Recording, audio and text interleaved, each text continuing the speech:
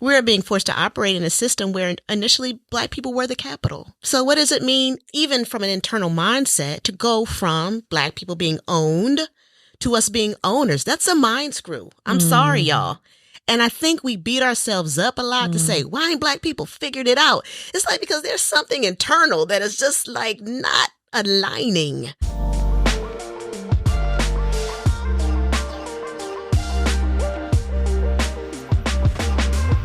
Good day. Welcome to Black Wealth Unlocked, the South Has Something to Say session. I'm excited today to really invite you to join us in a conversation around all the opportunities we can explore to unlock Black wealth. My name is Dr. Janelle Williams. I am co-founder and CEO of Atlanta Wealth Building Initiative, a dynamic nonprofit committed to building Black wealth. I'm also equally pleased to be joined by colleagues, friends, sisters in the work that are doing dynamic work around really promoting Black wealth, promoting full civic participation, and really advancing liberation for Black people, Black communities. So I will start with just quick introductions. Dr. Kelly Burton, Black Innovation Alliance, April Albright, Black Voters Matter, and Tamieka Mosley, GrantMakers for Southern Progress. I'm so excited you all agreed to join me for today's conversation. Welcome, ladies. Thank you. Thank you. Oh. How are you? I am fine. Good How to are see you? you. It's so good It to is see good to you. see you. I'm Fabulous. so good to see you. Good to be in space with such beautiful people. That's right. Doing liberation work. Absolutely. It's wonderful.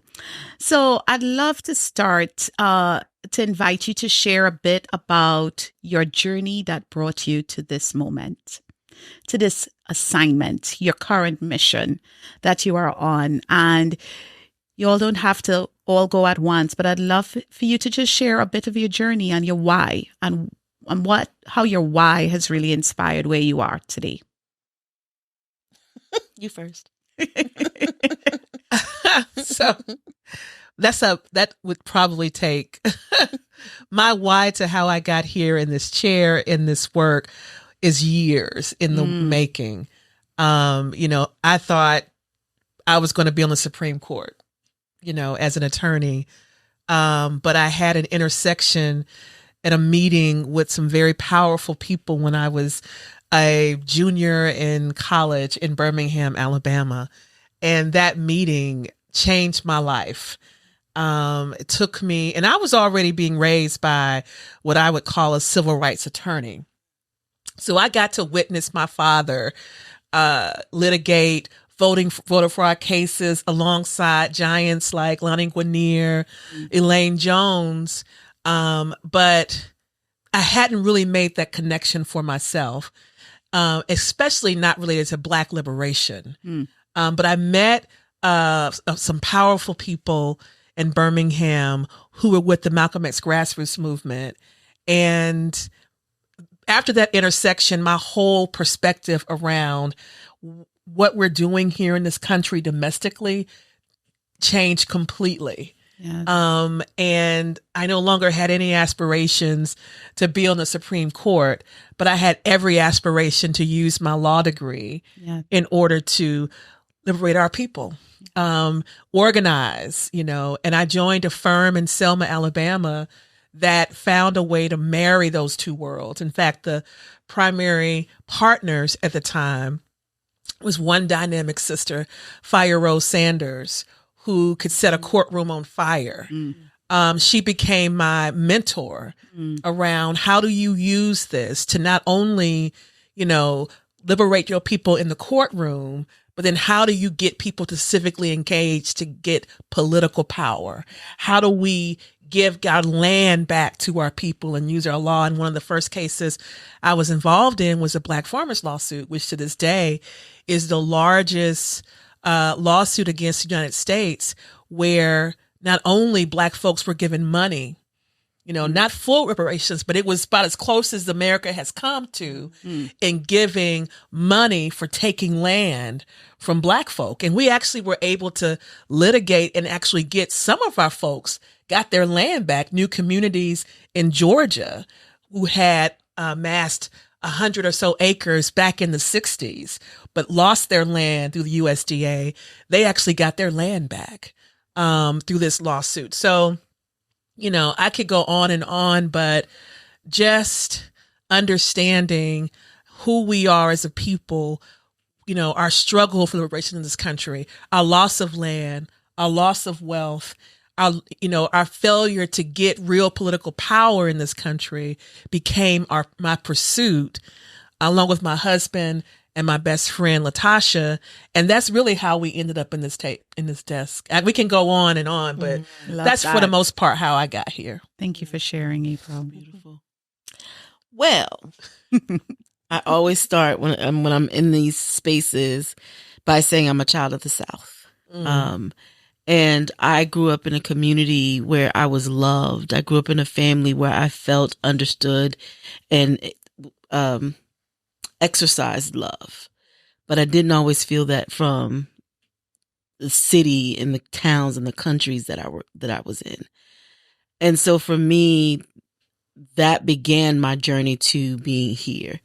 I think God put on all of us a path, and how we walk that path sort of gets us prepared for the things that we're able to do now. And I grew up in a community where my father was my icon. My father was what I didn't know at the time, my first introduction to an organizer, because he taught me that my voice is my right. And he taught all those around us that you fight for what's right. He was a police officer in Georgetown, South Carolina, which is a small country town where Black folks literally were looked at as white folks' servants. And he taught us that that's not the role that you were created for.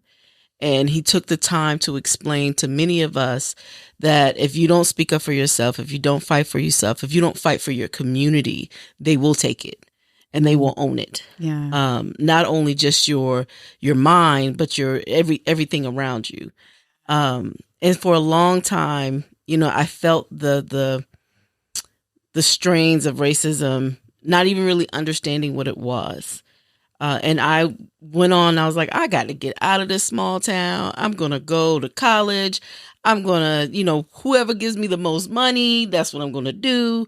And so I ended up graduating with honors and went to North Carolina State University saying I'm going to be a chemical engineer because the paper mill gave me this scholarship and I'm going to work in pulp and paper science. Could care less about the insides of a tree. But what was most important was that I was getting out of that community that was so oppressive to who I was. And that told me, not in my family and not in my immediate community, but in the school systems, told me that I couldn't do this. I couldn't be successful. I couldn't have a career.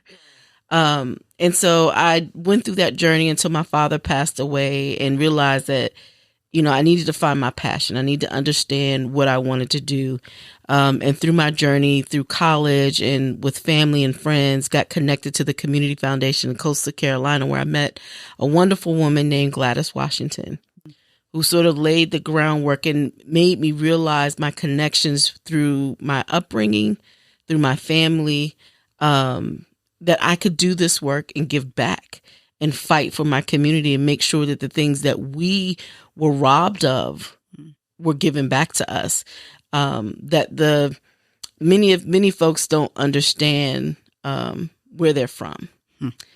I am fortunate enough to be from a community where I know where my ancestors are. I know where their bodies are laid to rest. I may not be able to go put my hand on their markers because many of them don't have them, but I know where they came in. I know.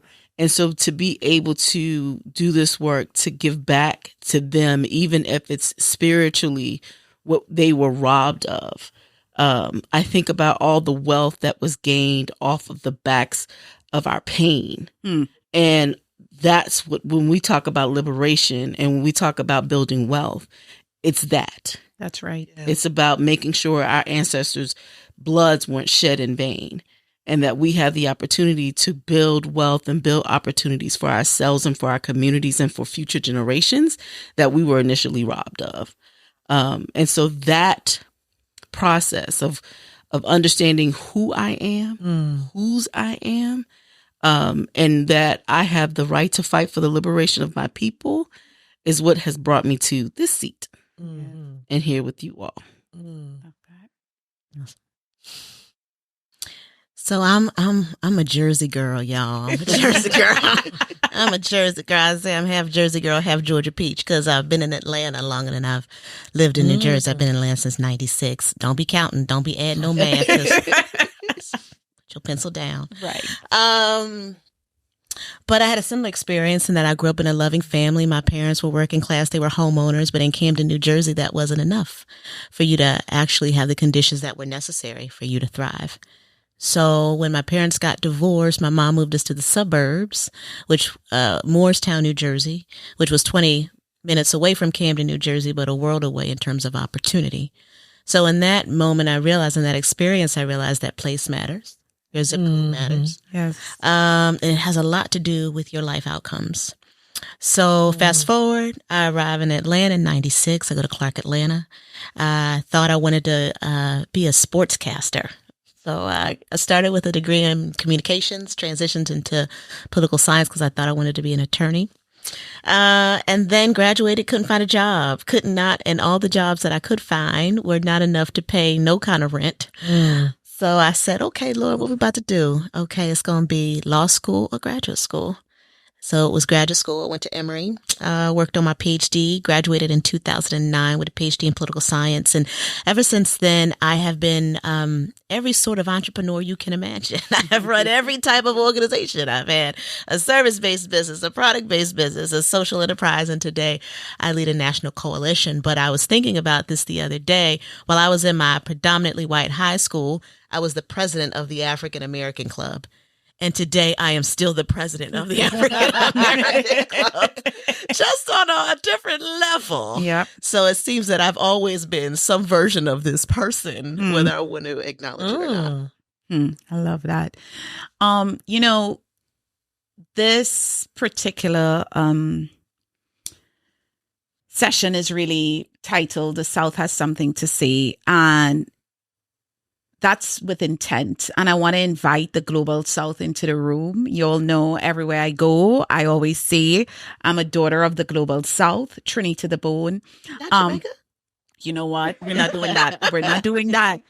But it's so important because it really highlights our collective power, our shared experiences, and actually the path forward to liberation, and why it's so important for us to have this conversation within the diaspora as well. And so I want to invite the Global South into this and really tee up like why it's so important for Southern-based leaders to really have not just national but international visibility around what is happening with Black people, Black communities, and why we continue to see the assault on Black wealth.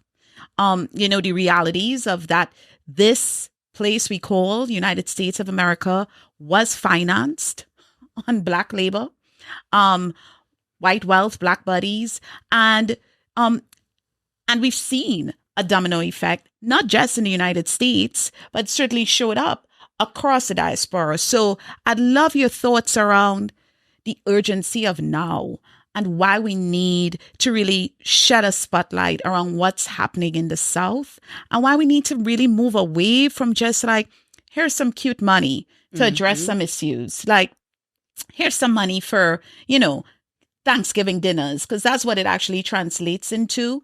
And we've yet to see real commitment, public and private, to really change the outcomes that have been so stubbornly persistent and racialized in the Deep South. So I'd love your reflections on why it matters, the urgency of now around Black wealth, and shedding a light on Southern leadership, Southern voices, Southern experiences.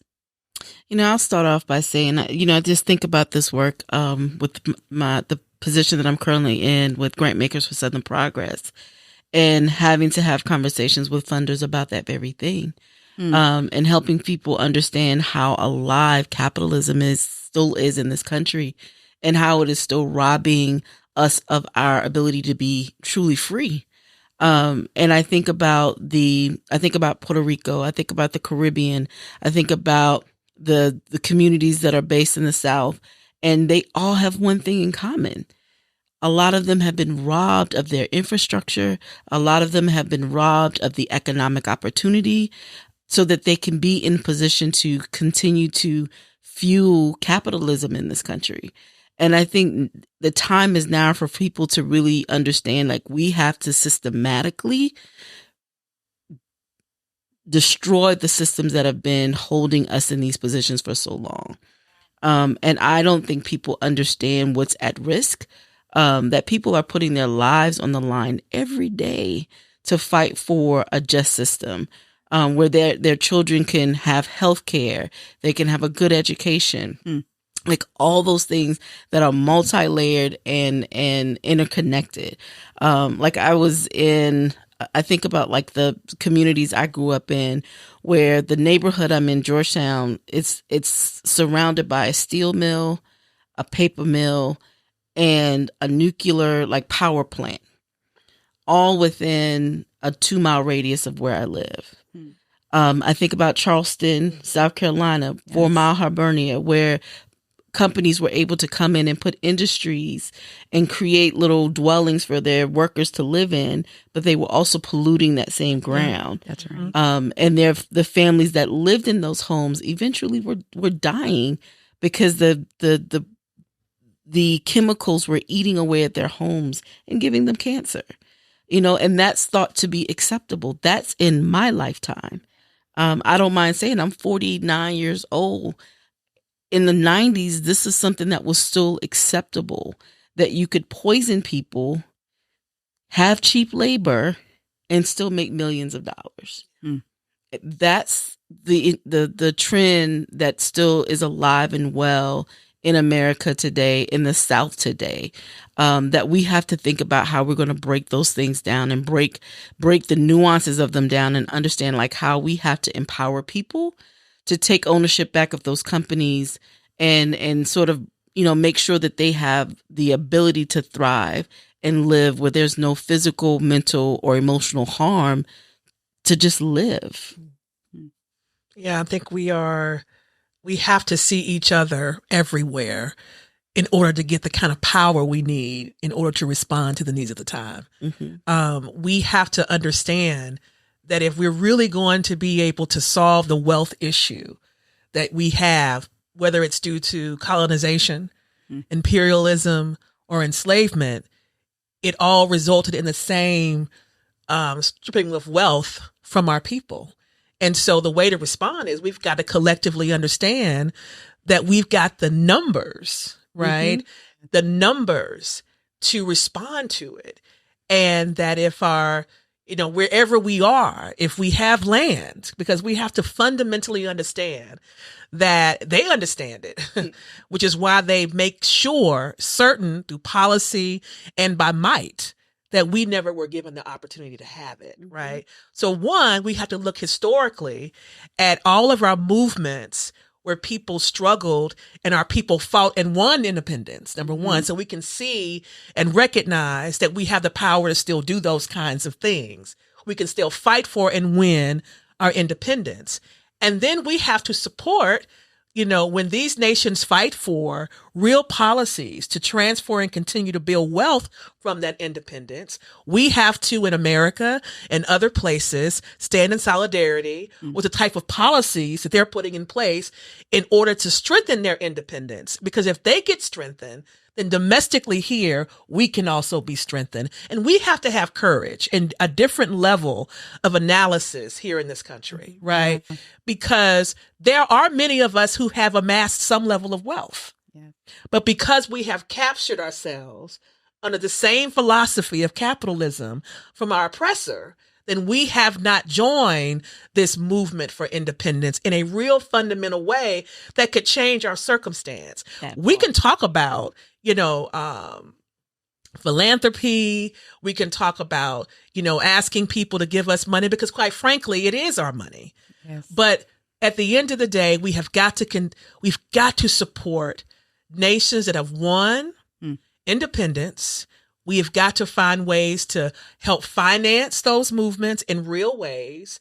And then we've got to have that reciprocity to see now how, as we fortify our nations in Africa, in the diaspora, in South America, in Central America, in the Caribbeans, now how can that then benefit the new Africans here in this country, right? In a real fundamental way. We are our solution. We are. And I think, and how I know we're our solution is because I see the political efforts in this country to make us not see each other.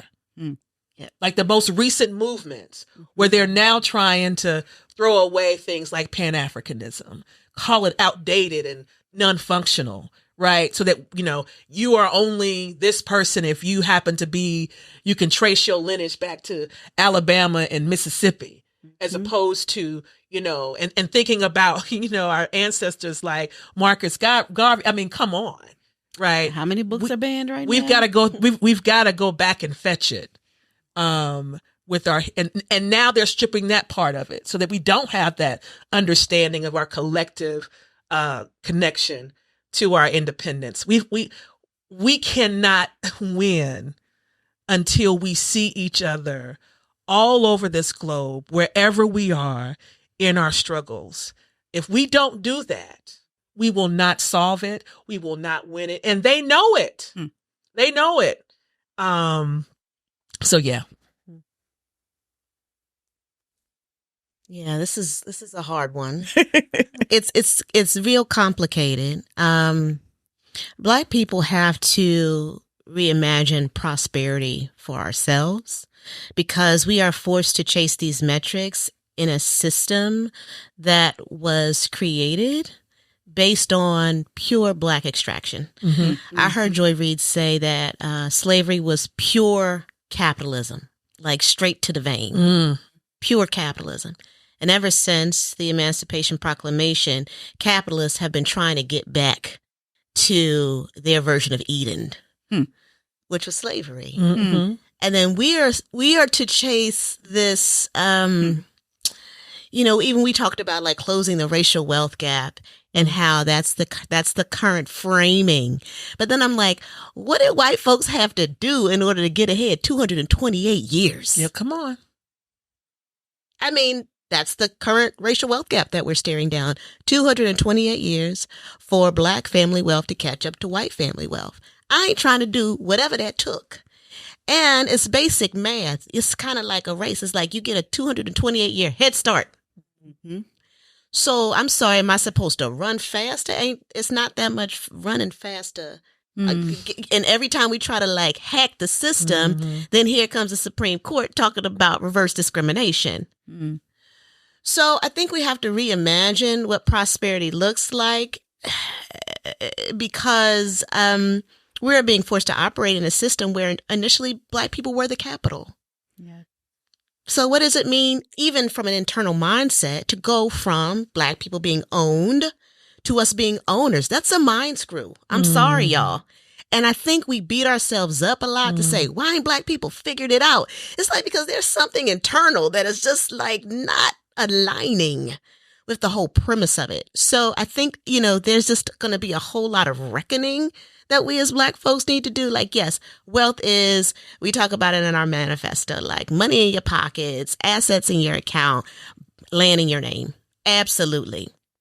But still, there's something about that feels a little icky because it mirrors what has always been set up to keep us marginalized and subjugated and lesser than.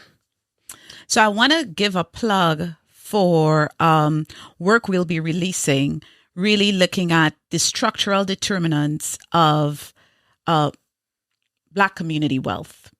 And what we're seeing is we have to tilt conventional wisdom on its head because the metrics have been baked with racism. And we need to reimagine for ourselves, what does wealth look like? Because wealth is not just this exclusive economic construct that we've been conditioned to believe. More so, we don't want to perpetuate harmful practices.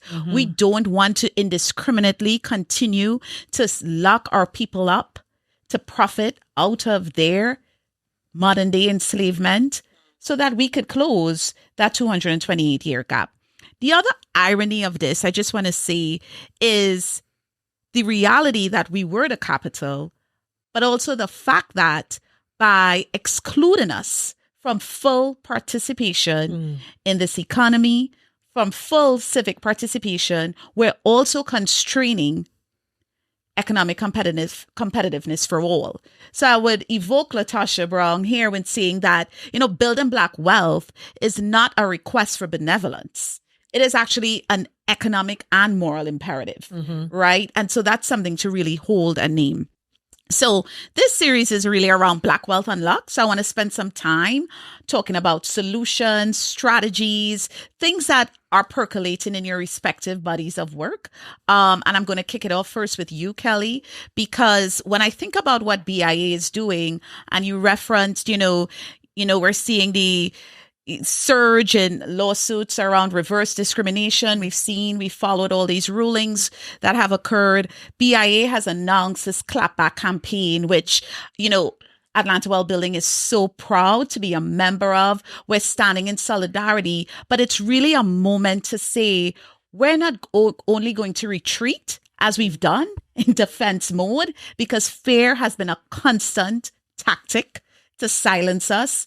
We're going to stand and we're going to clap back. So I'd love for you to talk about just the power of solidarity and just the work that BIA is doing for us to really be unapologetic around making sure we invest in Black businesses, Black building ecosystems, so this work will not be retrenched. Yeah, I appreciate that. So Black Innovation Alliance is a national coalition of organizations that support Black entrepreneurs, tech founders, and creative technologists. There are currently 116 organizations under the umbrella of BIA, and they support about 400,000 entrepreneurs and innovators of color.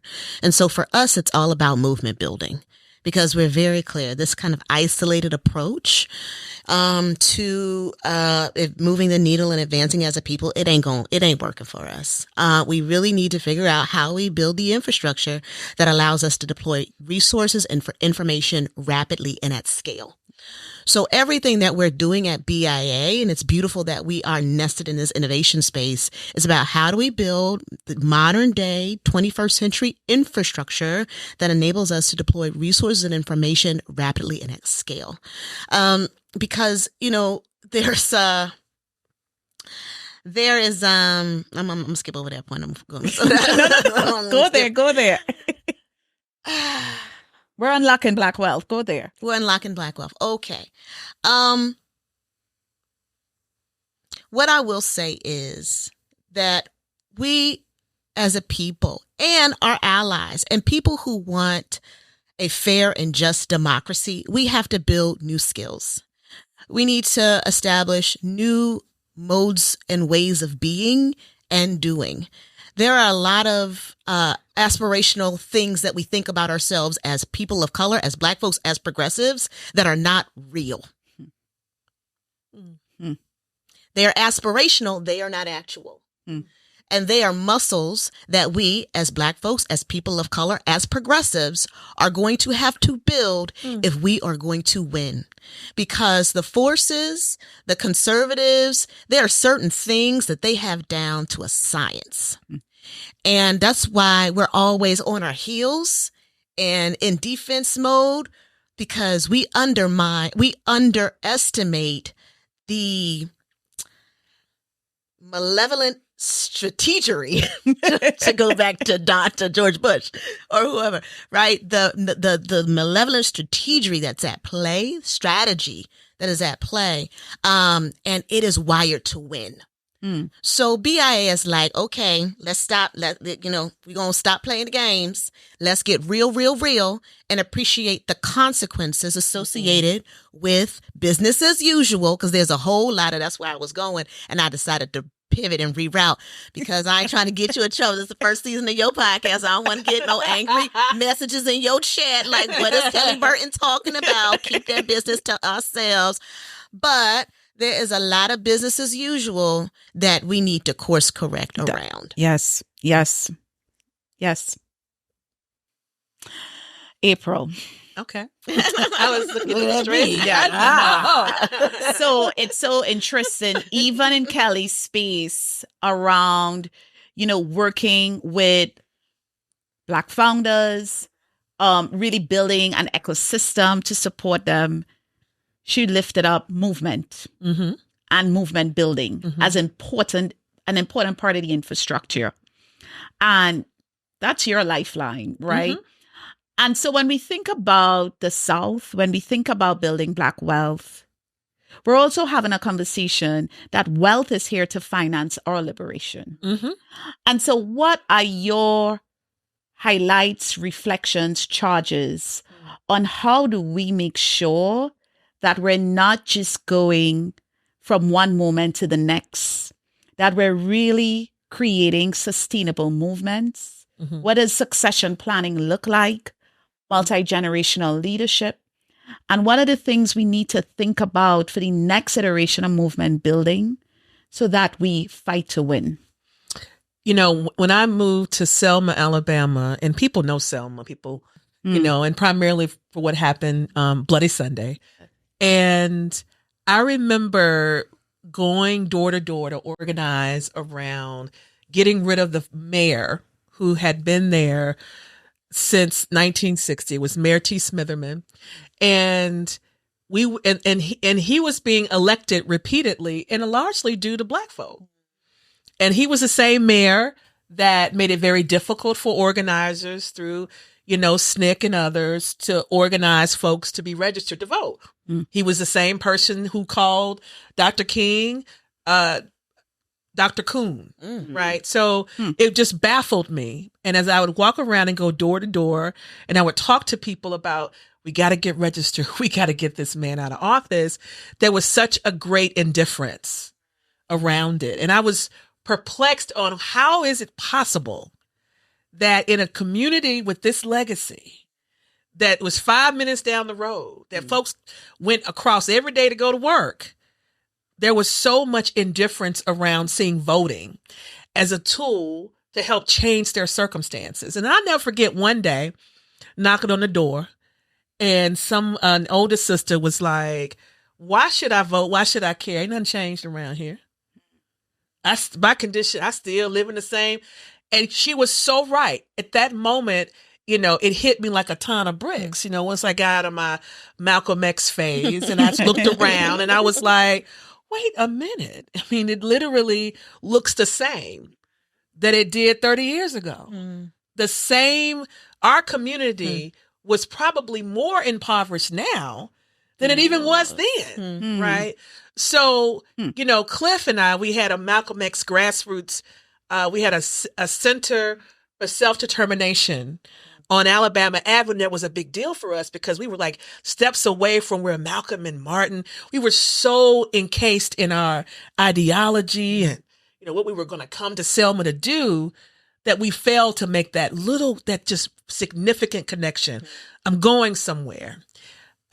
One day, a real estate agent came into our office and said, I can't get any loans from my clients.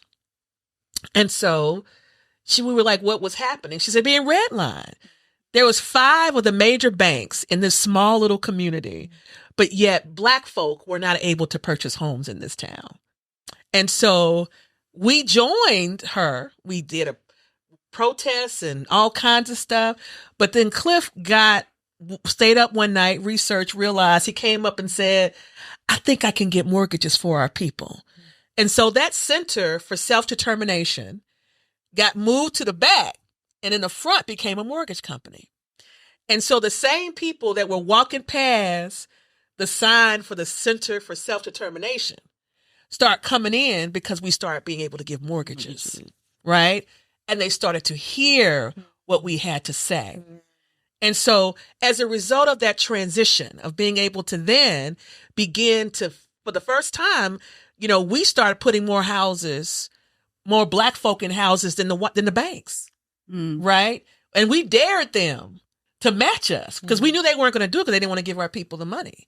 We saw the connection between civic engagement, right? Political participation, once people started to feel empowered economically. And so Black Voters Matter. Latasha would she'd find the house, Cliff would get the loan, and I would close the deal. And through that process, people began to listen to our messages around, we got to build political power, y'all, right? We got to create a system that we can create our own banks, right? We start bringing in Black institutions. And so Black Voters Matter today, which, in 5 years, we've been able to give out $30 million to different, grassroots organizations that are focused on different parts of our ecosystem, right? Sometimes it's civic engagement. Sometimes it's gentrification. Sometimes it's building cooperative models in small rural communities so that they can help other Black farmers be able to build their farms and sustain their farms to build more collective wealth in a community. It doesn't matter for us. The key components is making that transition, that wealth helps to build political power. And so Black Voters Matter is not just a voting organization. We are a power building organization, and we, like y'all, are fighting to build up infrastructure and a strong political ecosystem so that we can begin to have more self-determining models in our communities. And so that experience is what got us to the place that we are today. Mm-hmm. You said something that I want to make sure people hone in on when doing this work and when fighting for liberation is that you got to meet people where they are. You have to meet people where they are, because if you don't, you'll lose it. You'll lose the journey for the sake of not trying to understand what is really going to take to change, to create change. And I can't tell you how many stories I've experienced across the same board where, if folks don't have food to eat, if folks don't understand where their next paycheck is going to come from, if folks don't understand, I got to buy school clothes for my children and I'm making $6 an hour, they're not going to hear any other message. They're not going to hear any other message. But if you give them the opportunity to see their power to really change things by meeting them where they are, the world could move. I remember when I was working at an organization with Lavashton Glenn at Neighbors for Better Neighborhoods in Winston, and there were these young mothers that were in this housing complex, and the housing complex was in ruins. No one should have had their children in that. And the city council and other people in the community blamed those mothers for the state that their children were living in. Yeah. But what they did not realize was that there was the owner of that building was literally robbing those mothers of their checks that they were getting and charging them exorbitant amount of that's the right word, but they were charging them a whole lot of money for rent when literally the floorboards, you could step through the floorboards. And these mothers took it. And it wasn't until we sat down with them and said, you don't have to live in this. You know that you by law, because y'all living in a HUD subsidized apartment, have the right to fight for what's yours. And we spent over 6 months working with these young mothers. And by the end of it, they not only knew their rights, but they organized a meeting with HUD to say, look at what's happening to us. They brought a jar full of roaches and said, and set the jar on the table and said, would you live in a place, would you have your children in a place where this is what they had to wake up to every morning? Yeah. By the end, the building was shut down.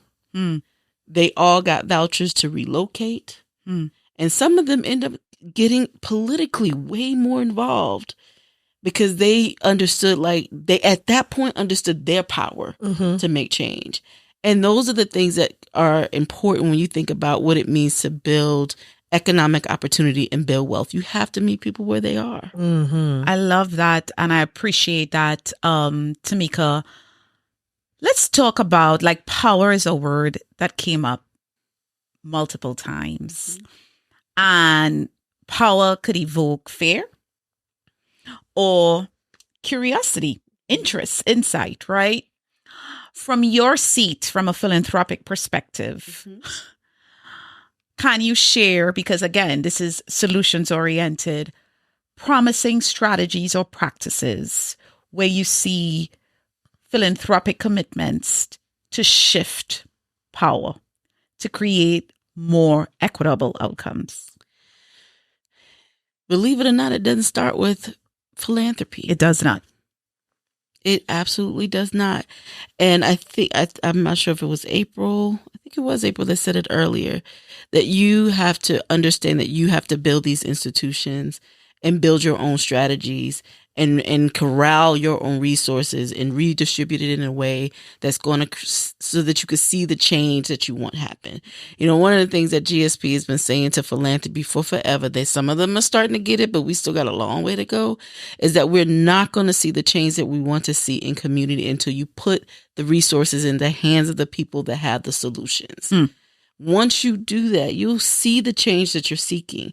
I don't care how many strategies you develop, how many grant portfolios you have, until you trust the people that are living in the living and working in the communities that you're wanting to serve, and you put those resources in their hands and give them the right size capacity to do the work, you're not going to see the change you want. Yes. And so the solutions for us is like, how do we work with philanthropy, work with institutions, work with our partners to help build infrastructure around movement so they can begin to have the right resources to do the work. Yes. To fight the injustices. And you talk about like the wealth gap. A lot of it even starts when you look at the criminal justice system.